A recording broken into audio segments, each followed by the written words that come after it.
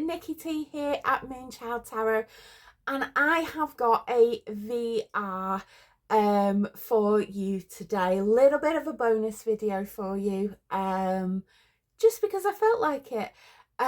This is a VR to Julie at Peekaboo Rose, and she did a video about tarot fatigue. Then Marlene did a VR response about deck overwhelm. So Juli at Peekaboo Rose then put it together in another video talking about tarot fatigue versus deck overwhelm. So I'm taking it from that point of view. So after that quite a long intro, stick around to find out what my points, what I have to say about tarot fatigue and deck overwhelm. I am trying to record this while there is a dog outside barking, so if you hear barking, it's not me. But I'm just going to carry on while the light is quite okay in here. Now, tarot fatigue versus deck overwhelm. I feel like it's almost like a Venn diagram, because you've got your tarot fatigue and you've got your deck overwhelm, and there's overlaps. There's overlaps where tarot fatigue can bleed into deck overwhelm and vice versa, if that makes sense, because they're not fully mutually exclusive, but they can kind of run concurrently, where they bleed, you know, by process of osmosis. They kind of bleed into each other, if that makes sense. Bit of, you know, my science brain kind of trying to make sense of this concept. So tarot fatigue, I'm gonna refer to my notes because I'm gonna try and keep it as succinct as I possibly can. When I think about tarot fatigue, I think about fatigue with reading. There's also fatigue with, so if you think about that sphere of tarot fatigue, there is the fatigue of reading, fatigue about learning about tarot, because tarot is such a absolutely massive sphere of knowledge and insight that's a whole, you know, other thing in itself. And also the community social media aspect of it. So that's what I see kind of within there. And when it comes to, I've had quite a few spells of tarot fatigue.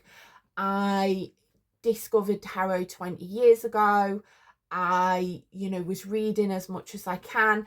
And I think in those days when, you know, it was all very much, I could read for my friends when I was round there on social gatherings, and I could read for myself, and that was it. It was a different kettle of fish.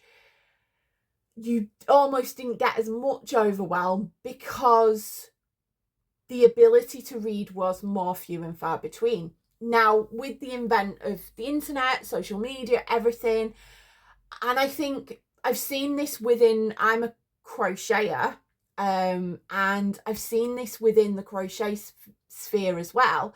There is that push for people to turn their hobbies into something that they can earn from, and that can cause overwhelm. That can cause the kind of joy of reading to be kind of drained out of you, because if you feel like, if you're doing it as a business, if you're doing it as a career, again, it can feel like you're not reading because you want to read, or because your heart's being pulled to read and to do it, is you're doing it to pay the bills. And I know there are a lot of people that do, you know, have tarot as their main source of income, or have, you know, spiritual work as part of their income. And I'm not dismissing that in any way. I think people should get paid for their, you know, their work with the tarot and things like that. But there is there is that fine line between kind of where it's a hobby and where it's a kind of chore or a job or I have to do it. And I've definitely found myself being overwhelmed because, especially because, FYI, I started when my tarot kind of resurgence came about. I was doing readings on TikTok, and I still do occasionally, and I was feeling that, you know, when you have that Sunday night scaries, when you know you've got to go to work on Monday morning, I was having that when I was thinking, oh, it's a weekend, that's when I usually do the readings and things, and it kind of sucked a lot of the joy out for me. And now I'm at a place where I'm fortunate. I don't need to use tarot to pay my bills. I'm very fortunate to be able to do that. And anything I do get from readings goes kind of into this, which I'll talk about later. But I had to cut myself off from it because I was this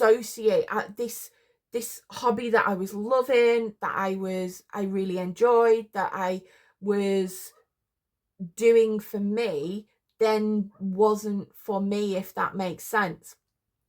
So I am very much, that is on the back burner at the moment. I love to read for others, and again, this comes into getting overwhelmed from reading. And again, this is this doesn't work for me. Just because it doesn't work for me doesn't mean other people can't do it. This kind of journaling, doing lots of spreads like every days or whatever, and doing big deep journaling sessions, that's not for me. My brain just can't cope with it. And again, I was finding myself, I don't struggle reading for myself. I just don't get as much joy out of reading for myself as I do reading for others. I might be the anomaly, but I get joy for reading for others. Again, it's when kind of, not so much when I feel like it, but when I'm not burnt out, I can go, right, I'll go and do reading, or I'll go and do a fair, and I can build myself up for it and things like that. Like I did an outdoor event last year, and I loved it. It was amazing, but I ended up for the rest of the week kind of resting from it and not touching my tarot cards and whatever. It's having that balance, that if you're kind of having to do it every single day, it becomes, for me, it would become such a chore that I struggle with it. And again, that's why I've stopped journaling as much, or journaling at all, really. Sometimes I'm going, right, I've not really got much to say about that week. I'm just going to leave it, and I don't care, because my brain is constantly going anyway. And I mean, writing, again, it is not something I kind of get joy out of and things like that. So why am I kind of almost forcing myself to do it? I'm learning that I'm developing my own tarot practice where I will pick a card for the day, I will write a few bullet points, and I will leave it. And if I want to write more, I can write more, but if I don't, I don't. And I'm kind of had almost a baptism of fire of really starting the year wanting to do as much journaling, planning, everything as possible. And now it's April time, and that plan has kind of changed and gone out the window, and I'm going, right, how can I keep it simple? How can I make it work for me and my brain? The next thing in that tarot fatigue is learning about tarot. I feel that, again,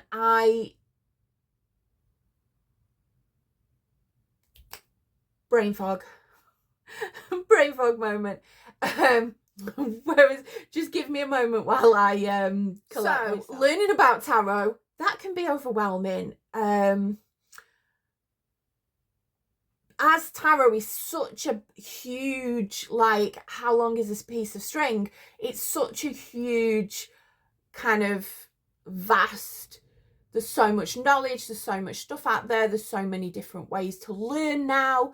You know, it used to be you'd learn from a book, you know, you'd get a book, you'd read it, you'd kind of do it. But now we've got the internet, now we've got videos, now we've got audiobooks, we've got everything, and so many different ways to learn. And I suppose the way I cope with when I get tarot fatigue is, if I get tarot fatigue for reading, I will jump to learning. If I get that fatigue for the learning, I will jump back into the reading or the kind of looking at the decks and things like that. So I'd spent quite a bit having, you know, fatigue in terms of reading. I then started picking up my books. I've got a book downstairs, the Tarot and Astrology, and I started doing some stuff with that. Like, there is always something you can learn, but you don't have to do it all at once. You don't have to know all about the RWS all at once. You don't have to know all about the Marseille or the Thoth or whatever all at once. You can dip. And I think Tammy Pye said into this, if a book, for example, this book feels overwhelming for me, I've not picked it up. I've been saying, and you can all hold me accountable, I've been saying for a while I was going to learn Thoth. I've had this book for a while. It just feels a bit overwhelming. Whereas the astrology book, the way it's laid out, is a bit easier to dip in and out of chapters. Tammy Pye said, just pick a page. Just pick a page, read it, do it, learn it. You know, maybe I might pick a card.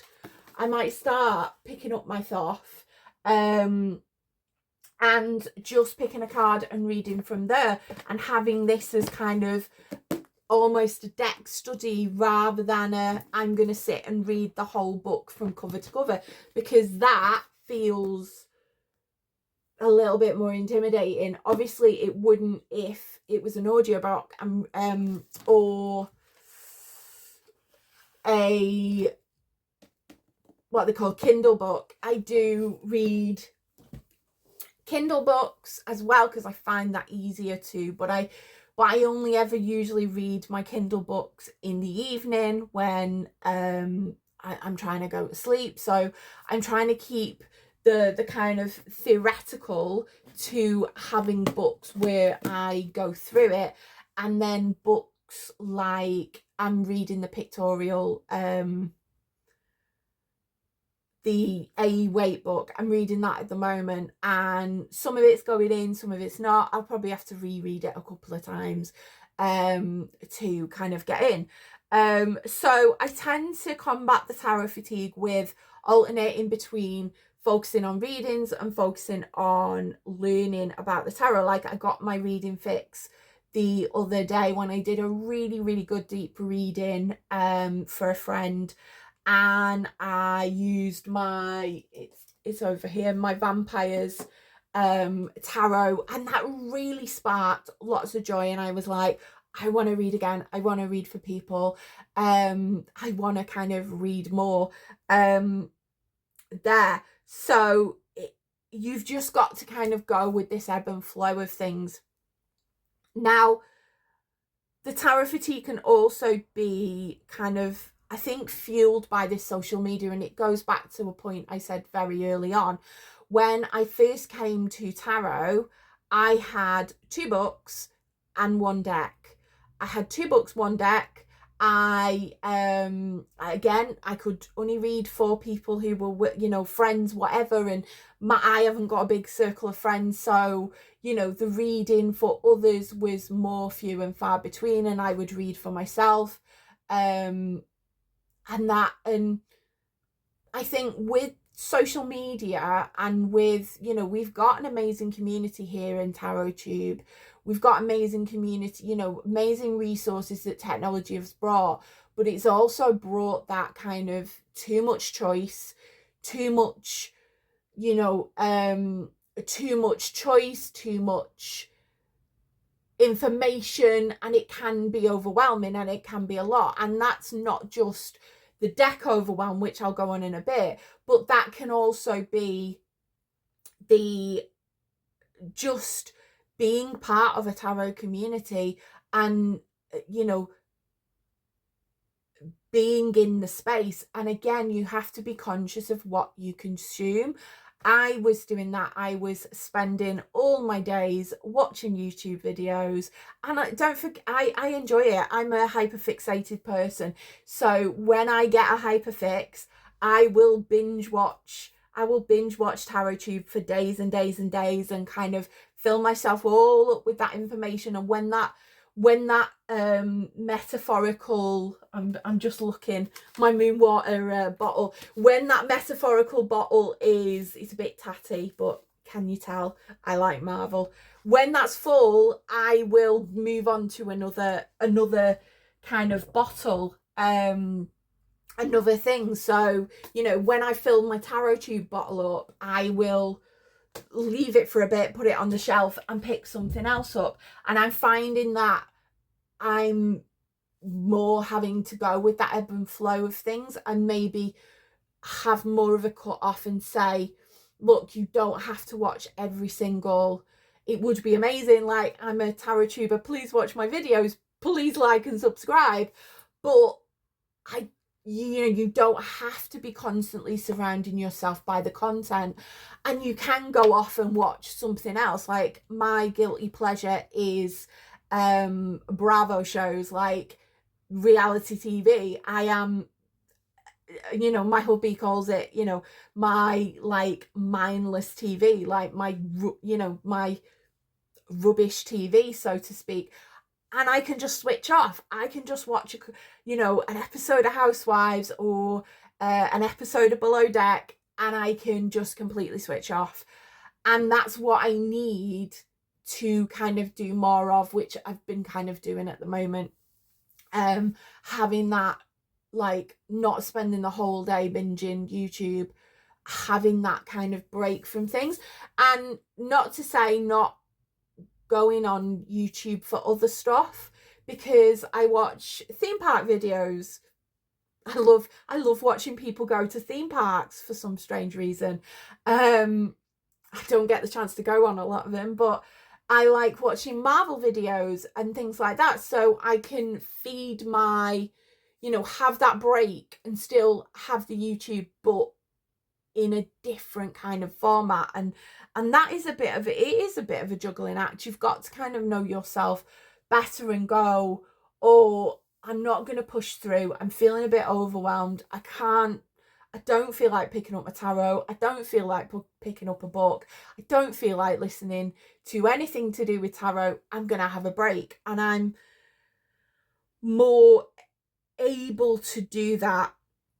But I had to go through that whole, you know, rediscovering tarot, you know, because I read it for quite a few years, put it down, then started reading again, then discovered you know, tarot on the internet. And I've literally, you know, this collection has been about, I'd say about 3 years or so in the making. And in that point, I've got quite a few decks, and I am at the point where I can now say I'm near enough full. Like, some of the decks are, I'm trying to think, like, yeah, I know the Wicked Tarot, which is up there, is actually still in its box. I've got some in the box. So, you know, this is not the whole of my collection, but I feel like once this is full, I've got to then start to, and this is moving on to deck overwhelm, start to assess what the balance is. Like, where is the balance? Yeah, I mean, just to recap, like, reading, you can get fatigued with reading, especially if you're reading for yourself a lot and not having that, I think, not having that ability to read for others, or vice versa. If you're reading for others a lot, reading for yourself then becomes that almost busman's holiday, I used to teach drama. I struggled to want to go to see theatre because I was surrounded by theatre all the time. It was part of my job. I don't know whether it's my kind of demand, you know, there's some sort of demand there, but I am more willing to go and see drama or theatre now as somebody who is not a drama teacher, whereas before it felt like a chore. It felt like you had to do it. And I think this is me kind of working about how my brain works. I've in that tarot fatigue, I have then moved on to deck modding. So while I was having, you know, the burnout with reading, with learning, I just started deck modding because then that brought in that almost crafty element. It's not, you know, crafting, but I'm somebody who's done a lot of crafts, has been art journaling quite a lot and things like that, and I've not picked that back up again. I have a hobbies graveyard. I'm a person that will pick up a craft, learn it, and then put it away. And this is why when coming onto the deck Overwhelm, I've got to be really mindful with it, because otherwise I'm going to have little bits in the house where, you know, it's a hobbies graveyard, never to be kind of picked up again, and things like that. And I have to be wary not to overwhelm myself to the point where I don't have the ability to pick it up. I think my crafting is because if I had a space where I could kind of craft easily, like a desk, well, I do have a desk, I have my tarot desk, but if I had something like that, I probably might do it a little bit. I might bring that in kind of more, and maybe I need to sit at my tarot desk and use it as a multi-use space. And I put all my crafting stuff downstairs so that I could do a lot of it in the living room when I'm sat watching TV and things like that. But I just don't reach for them because, yeah. Same with crochet. Sometimes I will, you know, hit the crochet, get completely like obsessed, do it, and then, you know, go, oh, I've done a sleeve, I've done one side of a Loki cardigan that I'm making, I've done one side of it, and now I've dropped it for a bit because I don't need to do it just yet. Anyway, I'm rambling as usual. Now, moving into this, the verses part, the deck Overwhelm kind of sphere, I am going to acknowledge that if I was working, I wouldn't worry as much about buying decks or picking up a deck. I wouldn't be as deliberately curating my collection. Maybe I would, but I think I'd probably be a little bit like, I've seen the Shadows We Cast deck, and I think it's lovely. I think it's amazing. It's been on my mind for quite a bit, but it's going to have to, you know, keep up being on my mind for at least a month before I'm going to kind of spend that money on it. And yeah, I mean, probably that's why I've stuck to mass market or bought secondhand, maybe because of the, you know, I do have a lack mindset. I kind of know that. I have a thing with money where I'm quite very mindful about buying, and I can be deemed as quite frugal, things like that. And I know that that is a result of, that's just always been me, and maybe it's been because of my upbringing, but I've never really been this person that likes the name brands. Like I just kind of think of it, and it's going into kind of the spending over consumption bubble, which is a different kind of video and a different kind of question. But I always, and it's spending on luxury. I always think, if I'm spending £50 on a deck, I always think that's a tank of petrol. That's a tank of petrol for a week. Yeah, roughly, with everything shooting up at the moment. That's half a weekly shop. So I am always very mindful and of it, because didn't used to be. I was, you know, I didn't overspend, I didn't oversplurge, but I've got so much stuff that I've just bought and gone given away, like clothes. You know, the amount of clothes I've got a coat in my cupboard that I probably won't wear, and I haven't even took the tags off, and I just bought it because it was just, again, an impulse. I've got to be, I think that I'm not struggling with the deck overwhelm, but I'm very mindful of bringing more decks into my collection, because I did, you know, splurge out in the first couple of years of it. I did kind of go, oh, well, it's only £20 for a deck, it's only you know, £15 for a deck or whatever, and a lot of these have been bought on wish lists, you know, have been bought as presents and things like that. Like I get money for my birthday, well, I get money for Christmas. I bought the Somnia Tarot. I've been waiting to buy that, and I could make that big purchase because of that. Anyway, that's into consumerism. But there can be that deck overwhelm. There's that, I have that guilt when I don't use a deck and I don't feel like I'm getting the money's worth out of the deck. I am slowly moving out of it. Like, I bought the Rainbow Spectrum Tarot della Luna. I already have the Pips edition, so really I didn't need it. I wanted a Pips deck just because I'm really enjoying Pip decks a lot more. I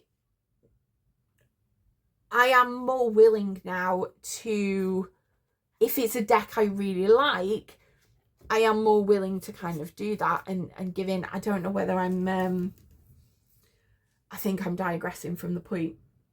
So anyway, deck overwhelm. There can be this deck overwhelm of having too many decks, or, I mean, you could say there's never too many decks. What is, you know, again, that's the piece of string. What is too many decks? Somebody said, there was a comment or something, I think on that Simon said at the Hermit's Cave, and somebody had put, having 3 decks, more than 3 decks, and you're an addict. But it made me laugh. Definitely, tarot is something where you can have one deck and you can rock it for years and years and years, have a deep knowledge, a deep understanding, again. But we like these little bits of artwork, we like to have them, we like to look at them. It brings me joy to, for example, I'm using my French, I have to look, Arthurian Tarot, which is by my favourite artist, Anatorian, and this just brings me joy looking at it. It brings me a little piece of joy. So I'm never saying you don't need, you know, get as many decks as you can, you know, if your budget and your space stretch to it and whatever, and you don't get overwhelmed by it, then that's fine. This is a thing of self-reflection, reflecting on, for me personally, I was thinking of moving, you know, all of this stuff so that I can fit in more decks. I was thinking of getting a bookshelf next to this so I can put more decks in. And the overwhelming thing was, I was thinking about ways to, you know, change my space in order to fit as much in as possible. And I had to stop myself and say, no, you have got you've got a collection where near enough you've covered most of your bases in terms of what I want, in terms of readings and things. Decks are very pretty, but for me, if I don't feel like I'm using them, I get that feeling of, oh, it overwhelms me. It makes me feel guilty. For me, being a Capricorn and being very, very stubbornly practical, being stubbornly practical, I want to get my decks used. I want to use my decks. I want to not have that kind of overwhelm of, oh, I've got a deck that I've not used yet. I have that feeling about the night visions. I've not used that yet, and I'm feeling like I really need to use it because it's sat there. And yes, you can just let it sit there and whatever, and it's not called for. But for me in my head, that that kind of voice is there and does feel overwhelmed, does feel like it's too much. You know, again, I bring a deck in now. I'm at the point where I've not got enough, you know, I've not made the bags, I've not got the right shade of wool. You know, again, if I buy a deck, I've got to make a bag. Well, I've not got to. I can keep it in the box. But I feel like, you know, I've got a deck here that hasn't got a, you know, and it's black and red. How much? Yeah, I've got loads of black and red wool, but I want something different. Like,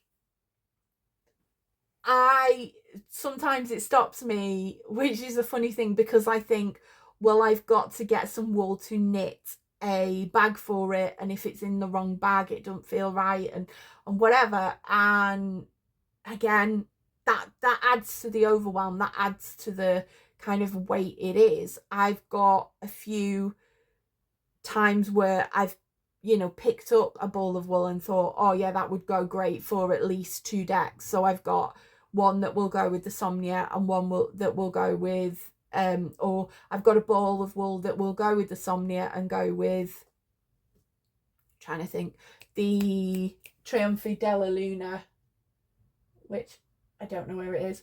It is in one of those bags. But so yeah.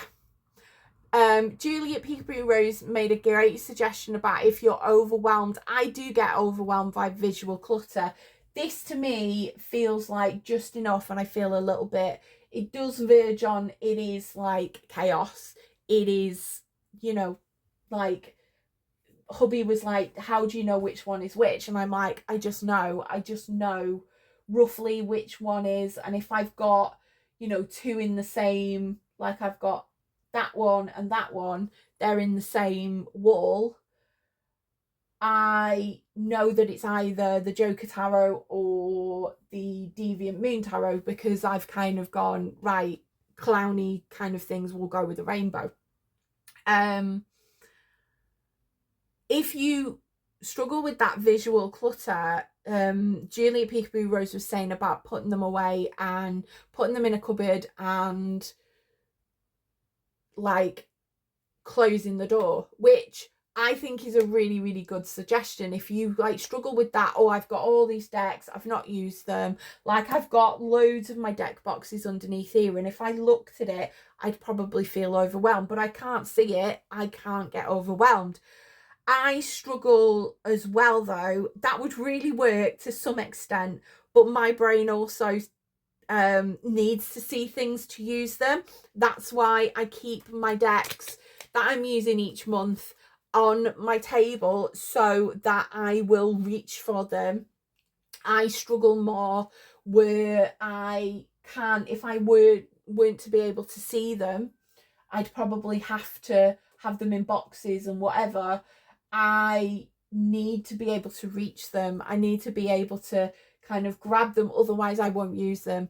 Like the Shadowscapes, which is a deck I want to pass on to somebody else. So if anybody is in the UK, wants the Shadowscapes Tarot, and it's hardly been used for just the postage, just pop me a message and we'll get in contact, we'll get an email, whatever. That is under my desk. That is now out of my mind. I will not go and pick that deck up and want to use it because it's out of sight, is out of mind. The same with the Healing Spirits Oracle. Again, I've got that. I want to kind of move them on and move them away. You know, my books, I've got my books under my desk, and again, I've had this for ages. I've put it under the desk. I've not seen it. I've not wanted to use it because it's not been, oh, I've got that and it's there. Whereas I've kept the tarot and astrology book out in my living room on my kind of coffee room table, I'm more likely to pick it up, use it, do it there, and have that. And finally, in terms of like the deck overwhelm, like I'm quite lucky in the way that I'm very, very picky about the art that I like. I think I was I will watch more videos and say, oh, that's not a deck for me, or that's not my style, or I don't like that, or whatever. I'm very lucky that a lot of the decks that do pop up that are either even indie, mainstream, I buy more mainstream just because I've liked the art of mainstream more than I've liked the indie ones. I want to get indie decks, Coastal Crow being one of them, the Shadows We Cast. I'm still kind of processing on that. And again, that deck overwhelm is FOMO. If the Shadows We Cast, I'm going, well, will I be able to get it in a month? I don't know, but I've got to say, my life doesn't depend on getting a deck. So I'm not gonna hyperventilate if I don't get a deck. Fortunately, sometimes I believe that these come into your hands when you need to. Case in point, I never thought I would have this. I never thought I would have the Tower of Vampires because it got discontinued just as I was going in my deck like collector goblin vibe. But I got the Spanish version. It works for me, and I love it. And it is a really, really, really good reader, and I'd love to have like one of them problems where I need a really deep reading with that to kind of digest and do. But at the moment, like with readings, my life is pretty much the same every single day because I take my kids to school, I sort that out, whatever. There's not really that much to be able to read on for myself, and I'm going back into the kind of tarot fatigue. But yeah, I am lucky that I am very picky about decks, and I will mull a deck over. It's just the way I am. I will agonize over something, and that has helped with the overwhelm because I know that if I'm not making a real, if I'm making a snap decision, I'm buying something, like case in point,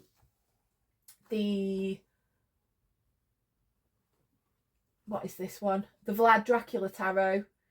I bought that because to get over free delivery.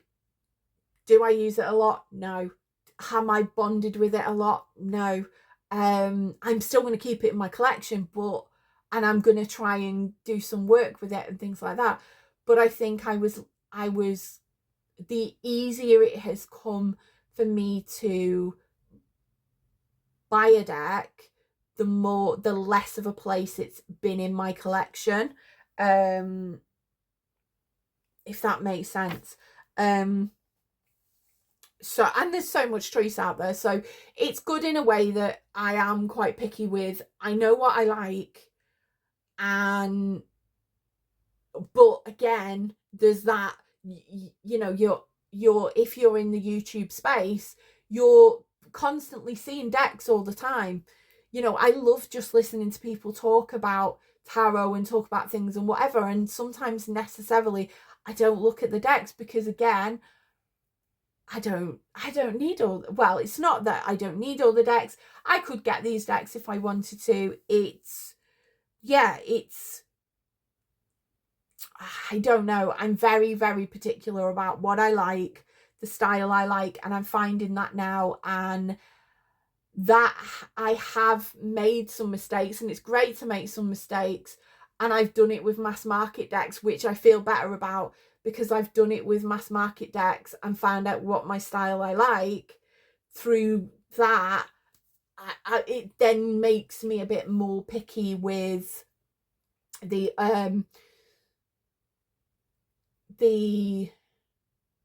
indie decks and things like that, because I know kind of what style would get me. It's like everybody raves about the Bohemian Gothic tarot. There's just something about it that I just can't gel with, and that's fine. That's kind of saved me some overwhelm of thinking about getting it, because again, with this deck collection or this deck overwhelm, there is this hidden like time that you might be watching videos of people and stuff like that. That's not hidden, or organizing your decks and things like that. But there is also time searching secondhand sites to find a copy, or searching the sites, or pricing it up and things like that. And all of that can be a bit overwhelming and become an obsession. Like my wish list, I've got 2 different wish lists, and the decks move from one to another depending on kind of how I feel and things like that. And that within it can be overwhelming. I've had to stop myself going to my wish list and looking at the decks and looking at the prices, because again, the Bloodlands Oracle, I've been looking at that. That's gone to a kind of lower price at the moment, and I'm like, well, should I buy it because it's gone a lower price or whatever? And I'm like, but no, when are you going to do it? When are you going to use it? You know, there's a whole like load of stuff that I need to stop myself from, you know, doing. I don't know whether I'm making any sense, but yeah, it can be overwhelming having a collection. And you know, I'm not going to resonate with everyone.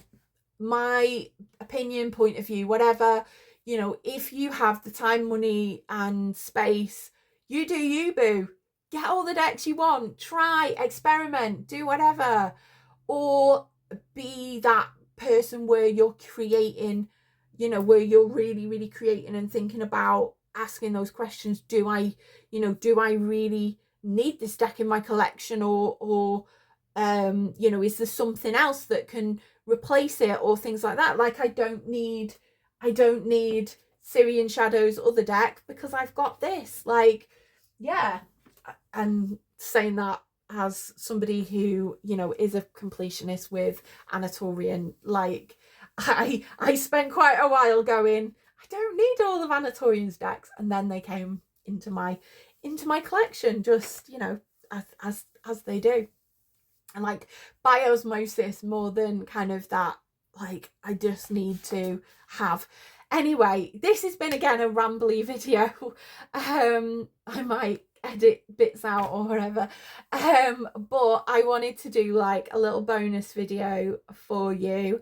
I am on the note of what's going to happen with all of this. I am not going to, you know, sacrifice this area. I might move the decks there and then move books there or whatever, but I'm not gonna make my area bigger just to fit in the decks. I will, you know, move on decks where I need to, or use the decks that I've got, because I feel like I need to get a love and a grounding with them, and not just shoot to the newest thing or the newest thing out and things like that. Will I, you know, I'm at the moment on a low buy, but will I buy decks in the future? Probably yes, maybe. Will I make mistakes? Probably yes, maybe. You know, that's the whole thing about life. But again, it's knowing yourself and knowing what works for you, and not feeling the pressure to be like anybody else in, you know, the tarot space, or any friends or anything. Like, not feeling that pressure. You do what makes you happy at the end of the day. As long as you're not hurting anyone, and as long as you're not overwhelming yourself, then yeah, just have at it. I've been Nikki T here at Moonchild Tarot. If you do want a reading from a very rambly middle-aged lady, my links are in the kind of description thing. You can, you know, book if you want, but you know, no pressure. I just, you know, that if I sell a reading, I might buy a deck, or I might buy myself some makeup or whatever. Anyway, I'm digressing. It was lovely speaking to you. Again, comment, like, it really helps. I was looking at my analytics, and 75% of people who watch my videos don't subscribe. So if you like just having this random, you know, strange lady on your YouTube screen, then just consider giving me a subscribe, because, you know what I mean, it does help.